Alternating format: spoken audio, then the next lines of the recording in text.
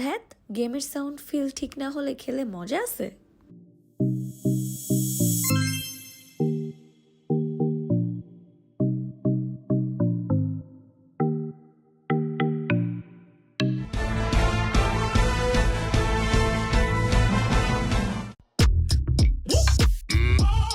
Let me show you what I got.